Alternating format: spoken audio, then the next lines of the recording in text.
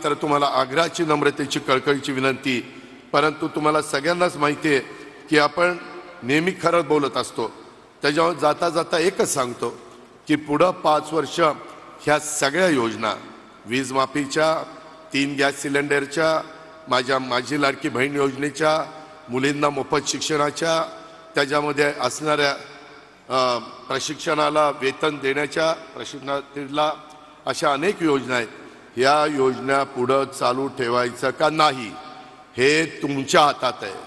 तुम्ही म्हणाल कसं, तर ते असं की पुढे ज्यावेळेस निवडणुका लागतील त्यावेळेस महायुती, त्याच्यामध्ये धनुष्यबाण, कमळ आणि घड्याळ, एवढं लक्षात ठेवा। पुढं कायम 5 वर्ष या योजना चालू राहतील।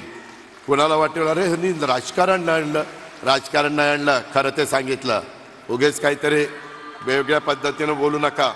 त्यामुळं ह्या सगळ्या गोष्टीचा विचार करा आणि एक चांगल्या प्रकारे राज्याच्या मुख्यमंत्र्यांच्या नेतृत्वाखाली जे सरकार पुढं चाललेलं आहे, जे सरकार विकासाचं काम करत आहे, आज केंद्र सरकारमध्ये आपल्या विचाराचं सगळे लोक आलेले आहेत।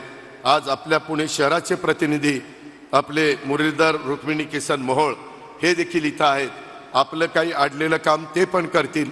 त्यांना नाही रेटलं तर आम्ही एकनाथराव आणि देवेंद्र आहोत पंतप्रधानांना, होम मिनिस्टरला भेटायला, आणि तिथून आपल्याला जे महाराष्ट्राच्या हिताचं असेल, इथली बेरोजगारी कमी करण्याचं असेल, सर्वसामान्य माणसाला सन्मानाचं जीवन जगण्याच्या करता असेल, कायदा सुव्यवस्था चांगली ठेवण्याच्या करता असेल, जे जे काही आपल्याला केंद्राची मदत लागेल, सगळ्या मेट्रोचं जाळं असेल, रस्त्याचं जाळं असेल, अनेक गोष्टी आहेत, त्या सगळ्या कांदा, विशेष म्हणजे कांदा निर्यात बंदी कायमची करायची, ते एक लक्षात ठेवा।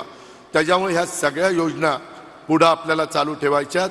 त्याकरता केंद्राच्याच विचाराचं सरकार राज्यामध्ये आलं पाहिजे, म्हणजेच महायुतीचं आलं पाहिजे, असंच सांगतो। पुन्हा एकदा माझ्या माऊलींना लाख लाख धन्यवाद देतो, त्यांना मनापासून त्यांचे आभार मानतो आणि आपल्या सगळ्यांची रजा घेतो।